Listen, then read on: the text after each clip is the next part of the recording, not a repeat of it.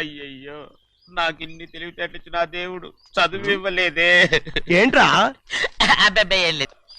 ఏ చిన్నయ్య, నేను ఈరోజు చాలా సంతోషంగా ఉన్నాను. చూస్తూనే తెలుస్తుందిలే. ఏ చిన్నయ్య, మన ఇద్దరం కాసేపు ఆ మండపంలోకి వచ్చిందావా? వద్దు, వాళ్ళు వచ్చారు. అయ్యో, నేను నీతో మాట్లాడడానికి, నేను చూడడానికి అసలు ఇంట్లో వీలు పట్టలేదు. నేను నీతో చాలా చాలా మాట్లాడాలి. రేపు మాట్లాడుకోవచ్చులే. పైగా అయ్యగారు కూడా ఇంట్లో లేరు, వస్తే మన కోసం ఎత్తుకుంటారు. పద. హలో, యజమానురాలాగా చెప్తున్నాను, బోధపడిందా? బోధపడిందమ్మా. రండి. చెన్నమ్మ గారు కొండ మీద గుడికెళ్ళి వస్తామని చెప్పారు. పైగా మన చెన్నయ్య కూడా తోడెళ్ళాడు. ఇంకా భయపడతారు ఎందుకు? సాయంత్రం నుంచి వర్షం ఆకుండా కురుస్తాను. మధ్యలో కార్ రిపేర్ ఏదైనా అయింటే ఎందుకైనా మంచిది ఒకసారి వెళ్ళి చూసేద్దాం. రైట్, నువ్వు వెళ్ళి బండితి. అలాగనే.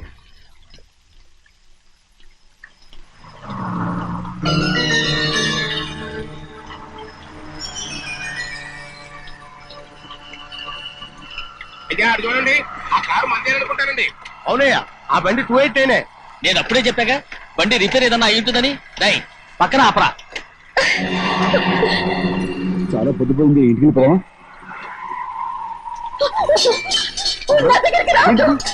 నువ్వు కావాలని కారు రిపేర్ అని అబద్ధం చెప్పావు. లెక్క పెడుతున్నావా? నేనా? అమ్మడు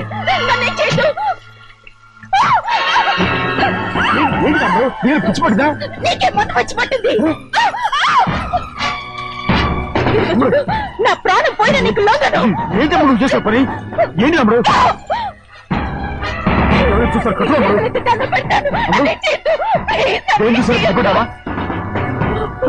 ఎవరైనా వస్తారా? చిన్నయ్య, మా నాన్న ఎంతో నమ్మకం పెట్టుకున్నాడు. ఉన్నాను కదా, రామ్మడు.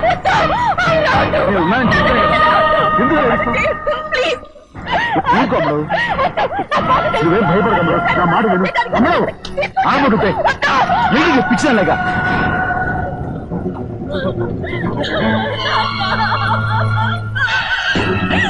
ఏంటమ్మా ఇది?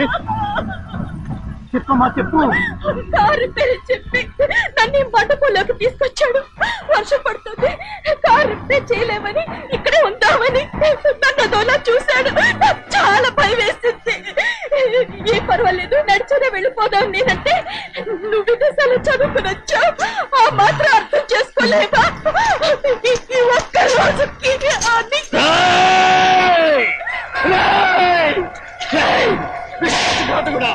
ఎంత పని చేశావు? నిన్ను నా బిడ్డలా చూసుకున్నాను.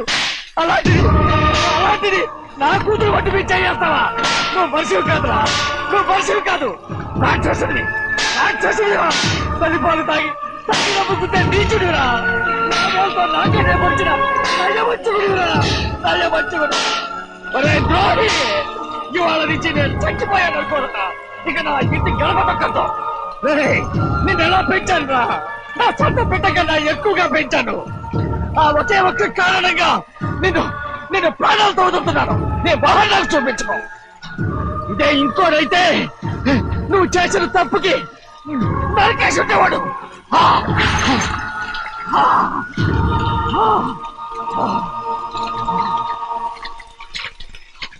పదమ్మా, రే రండా, ఇవాళతో వాడికి మనకి రుణం తిరిగిపోయి.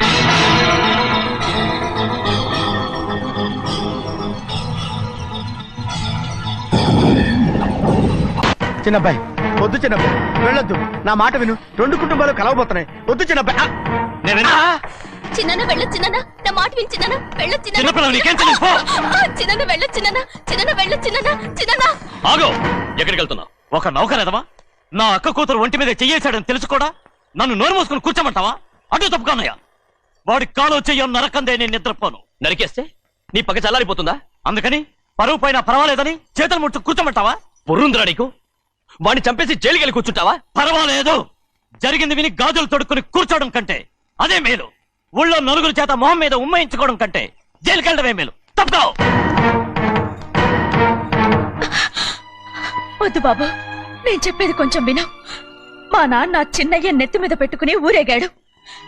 ఇప్పుడు ఆయననే నిజం తెలుసుకుని బయటకు గెంటేశాడు. ఆ శిక్ష వాడికి చాలు.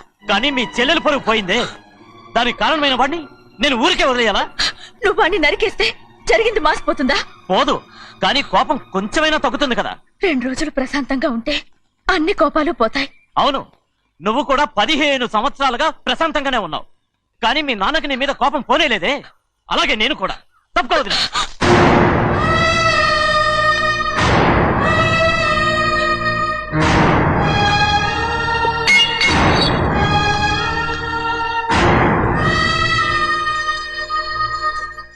వాడి కోపంలో కూడా న్యాయం ఉంది గౌరీ. ఎవడో చేసిన దాన్ని ఎవడు చేసుకుంటాడు చెప్పు? న్యాయంగా చూస్తే వాడు చేసుకోవాల్సిన పిల్ల. వాడు మనతో పాటు చిన్న వయసులో వచ్చేసాడు కాబట్టి ఆ కుటుంబానికి విరోధయ్యాడు. పోన్లే, తను నాకు మర్యాద ఇవ్వకపోయినా నీకైనా ఇచ్చాడు. అచ్చా రే మండిదీరా. ఎందుకయ్యా చెన్నైని అడగాలి? కలుపు తీయడానికి ఎంతమంది కూలీలు కావాలో చెన్నైకే తెలుసండి. శనక్కాయలు ఏ కుట్లో అమ్మాలో చెన్నైకే తెలుసండి. జొన్న చేనుకు మందు కొట్టారో లేదో చెన్నైకే తెలుసండి. అయ్యా మరి నేను వెళ్ళొస్తానండి. ఎక్కడికి వెళ్తున్నావు? చెన్నై దగ్గరికండి. ఎందుకు? అదేనండి, కౌలు డబ్బులు ఎవరెవరి పేరుతో ఏ ఏ బ్యాంకుల్లో వేయాలి, ఈ దివాణానికి కావలసినటువంటి వస్తువులన్నీ ఎక్కడ కొనాలి, ఇవన్నీ చెన్నైకే తెలుసండి. అడిగి తెలుసుకుందామని బయలుదేరా. ఏంటయ్యా ఇన్ని రోజులు ఇవన్నీ చెన్నై చూసుకుంటుంటే మీరందరూ ఇంట్లో తినుకొచ్చిన ఏం చేస్తారు? గాడిదలు కాస్తున్నారా? చే ఇది ఇల్లా సత్రమా? అబ్బా నువ్వు ఉండబోయా, నేను చెప్తున్నాను కదా. వంటింట్లో ఏమేం చేయాలో ఎంతెంత చేయాలో తెలియక అందరూ ఖాళీగా కూర్చున్నారు. 2 రోజుల నుంచి చెన్నై పళ్ళకు రావట్లేదటగా. వెంటనే డ్రైవర్ పంపించి చెన్నైని పిలిపించండి. 2 రోజులుగా నువ్వు ఎక్కడికి వెళ్ళావు? సముద్రం ఎలా ఉంటుందో చూద్దామని వైజాగ్ వెళ్ళానండి. వెళ్ళా సముద్రంలో గోవిందయ్య అయ్యా ఈ లెక్క చూసి పంపించి. అలాగే అగా, నీకు లెక్క చూసి కదా డబ్బులు ఇవ్వాలి. మరి ముందే అయ్యా అయ్యా అంటూ ముష్టోళ్ళగా చేయి చెప్తావిట్రా. నువ్వు ఎప్పుడు వచ్చావు, నీకు ఎంత ఇవ్వాలి చెప్పు. గుమ్మస్తా మీరా నేనండి. మీకు లెక్కలు తెలియకపోతే వెళ్ళి చెన్నై గారిని అడగండి. ఏంట్రా డబ్బా ఇస్తున్నావా? నన్ను ఉద్యోగం అనేది వెళ్ళిపోమన్నారు కదా. అంటే ఏడుస్తావిట్రా? ఎక్కడికి వెళ్ళాలో ఎలా బతకాలో తెలియక ఏడుస్తుంటా. సరే ఏడో ఒక. ఇప్పుడు మా ఇల్లు చూసుకోవడానికి ఎవరు లేరురా. నా కూతురు కూడా ఇక్కడే పని చేస్తుంది. మరి నువ్వు మా ఇల్లు జాగ్రత్తగా చూసుకుంటావా? అలాగేనండి. ఈ ఉద్యోగం పర్మనెంట్ కదండి? అది నీ నరకం మీద ఆధారపడి ఉంటుంది. అంతే కదా, తప్పకండి. ఎలా ఉంది? అదేంట్రా నరాలు తగినట్టు నడుస్తున్నావు? బాలేదా? ఇంకోటి నడుస్తాను. ఎలా? సూపర్. నువ్వు పర్మనెంట్ గా టెంపరవరీయే. అమ్మా, చెన్నైని ఇంట్లోంచి బయటికి పంపించినంత మాత్రాన నీ ఆత్మ శాంతించదని నాకు తెలుసమ్మా. త్వరలోనే అక్కయ్యని నాన్నని కలిపి మన 2 కుటుంబాలని ఒకటి చేస్తాను. వెనక ముందు చూసుకోకుండా గొడ్డను బాదినట్టు బాధేశారు. కూతురు ఏం చెప్తే అది నమ్మేటమేనా? అసలు ఏం జరిగింది, ఎలా జరిగిందని ఒక్క మాట అయినా అడిగాడు ఆ పెద్ద మనిషి. పోనీ నువ్వైనా చెప్పలేకపోయావేంటి?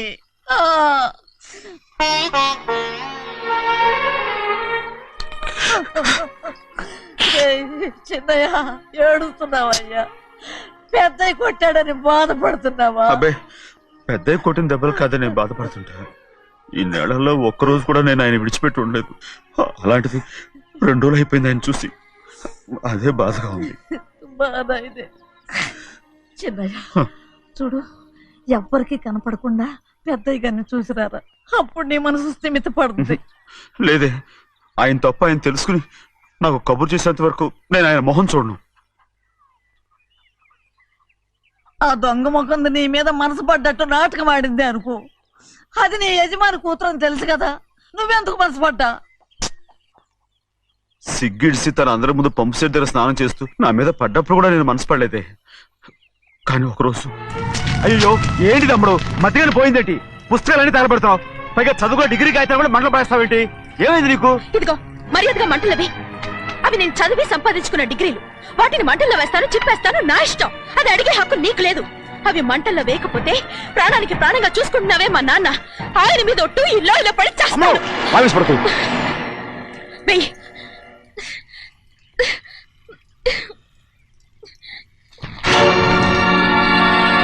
తగలబెడుతుంది నువ్వు చదువుకున్న చదువుని కాదు, మా పెద్దయ్య పెంచుకున్న ఆశల్ని, ఆయన కన్న కలల్ని. పర్వాలేదు, నా ఆశ నెరవేరినప్పుడు ఎవరి ఆశ తీరినా తీరకపోయినా నాకు అనవసరం. నేను డబ్బున్న దానిగా నువ్వు నన్ను ప్రేమించడానికి వెనకాడుతున్నావు. చూడు, మా నాన్న నా పేరు మీద రాసిన ఆస్తుల తాలూకు దస్తావేజులు మొత్తం తెచ్చాను. ఇవి కూడా నేను ముందే చెప్పాను, అడ్డొచ్చావో దూకేస్తాను.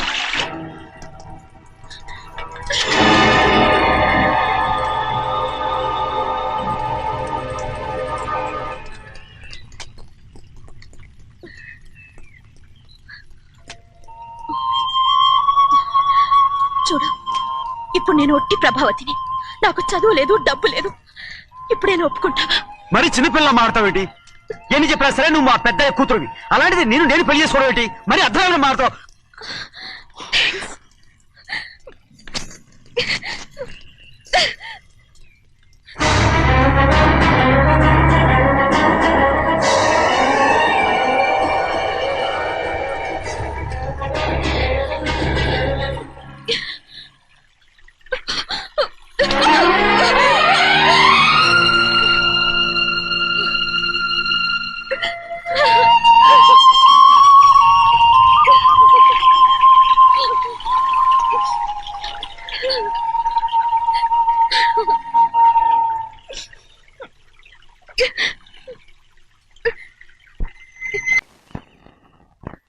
ఆ రోజు తగలబెట్టిన కాగితాలన్నీ నకిలీవైనా ఉండొచ్చు.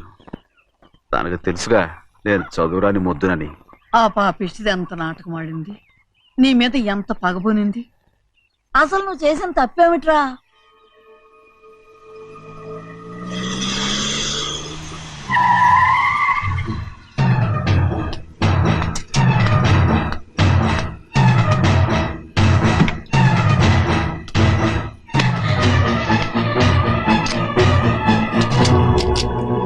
నేనా నీ వెంటబడి తిరిగాను? నేనా నేను ప్రేమించమని అడిగాను? నేనా నేను పెళ్లి చేసుకోమని అడిగాను? ఆ రోజు గుడికి రమ్మంది ఎవరు? వద్దన్న మండపానికి తీసుకెళ్ళింది ఎవరు? చేసినంత నువ్వు చేసి నేనేదో చేసినా నావే. నేను నిజంగా పాప పోనీలే ఆడదాని వారు ఊరుకుంటున్నాను అనుకున్నావేమో. పొరపాటు.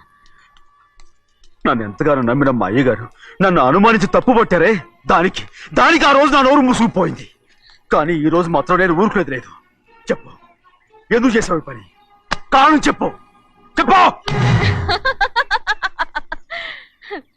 ఒకే ఒక్క కారణం, నిన్ను మా ఇంట్లోంచి వెళ్ళగొట్టాలి. ఎంతో ఇష్టంగా చూసుకునే మా నాన్న నిన్ను అసహించుకోవాలి. మా అక్క కుటుంబం 15 సంవత్సరాల నుంచి మా నాన్నకు దూరంగా ఉండటానికి కారణం నువ్వు. అంతేకాదు, మా అమ్మ మాకు లేకుండా పోవడానికి కారణం కూడా నువ్వే. అలాంటి నీకు మా ఇంట్లో రాజ మర్యాద, అందరి మీద అధికారం. కన్న కూతురైన నాకంటే మా నాన్నకి నీ మీద ఎక్కువ ప్రేమ. అందుకే నిన్ను ఇలా మోసం చేశాను, నమ్మించాను. అర్థమైందా? Good bye.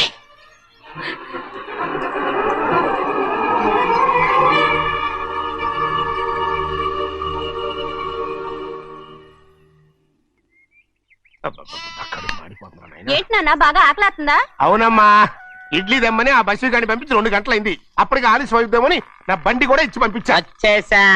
సంతోషించాం. దా. ఏంట్రా ఇంత ఆలస్యంగా చచ్చావు? మరి దీన్ని నడిపించకరావద్దేంటి? అదే నేనైతే లగెత్తుకు వచ్చేసేవాడిని. అంటే ఈ బండి నడపడం నీ చేత కదా? మరి ఎందుకు చేసుకెళ్ళట్టు? ఏమో మీరు తీసుకెళ్ళమన్నారు, కర్మ తీసుకెళ్ళాను. కర్మ. సర్లే, ఆకలి చచ్చట్టుగా ఉన్నా. ఇడ్లీలు ఎక్కడా? అదిగో మూటలో వచ్చేస్తున్నాయి. నోట్లో ఇడ్లీలు రావటం ఏంట్రా? ఒరే, ఈయన నంబర్లే గాని మూట దింపి ఇప్పి చూపించండి. అట్టగానండి. ఇన్ని ఇడ్లీలు తెచ్చావిడ్రా? మరి 494 రూపాయలకు ఆ మాత్రం ఇడ్లీలు రావేంటి? 494 రూపాయలకి ఇడ్లీలా? మరి అదే చెప్పడమేమో చెప్పేస్తారు, ఆ తర్వాత మర్చిపోతారు. మనీ నాగమణి. నాగమణి ఏంటండి? ఏంటంట? అప్పుడు మీ నాన్న నాతో ఏం చెప్పాడు? ఉండండి, ఆలోచించుకుని చెప్తాను. ఏంటమ్మా, ఫ్లాష్ బ్యాక్ వెళ్తున్నావా? అవును. బాబా ఆకలేస్తుందిరా. ఆ, రామస్వామి హోటల్కి వెళ్ళి కచామని తెచ్చిపెట్టు. నాకు కూడా ఆకలిస్తుందండి. నువ్వేదైనా తిని నాకు మాత్రం ఒట్టి ఇడ్లీ పడరా. ఇదిగో ఈ నోటు ఎంతో తెలుసా? నేనేమన్నా తెలివి తక్కువ అనుకున్నారా? 500 నోటు. అబ్బా, నువ్వే దీన్ని అచ్చుకుతున్నట్టుగా మాట్లాడుతున్నావే. చాలా ఆకలేస్తున్నాయి, బండేసుకెళ్ళి తొందర తీసినప్పా. ఇదండి జరిగింది. ఆ, చిల్లర లేదు కదా అని 500 రూపాయలు నోటు ఇచ్చి పంపిస్తే మొత్తం ఇడ్లీలు పట్టుకొస్తా ఉంటా. నీ నోట్స్ చెప్పు. వద్దు నాన్న, ఆకలేసేస్తుందమ్మా. చట్నీ సాంబార్ ఎదురా ఇచ్చాడండి. ఇది నేనే వద్దన్నానండి. ఎందుకని? మరి అదే మళ్ళీ మర్చిపోయారు. నాగమణి, మీ నాన్న నాతో ఏం చెప్పాడు? అయ్యో అయ్యో, చట్నీ సాంబార్లని ఎన్నిసార్లు ఫ్లాష్ బ్యాక్ వెళ్తారా?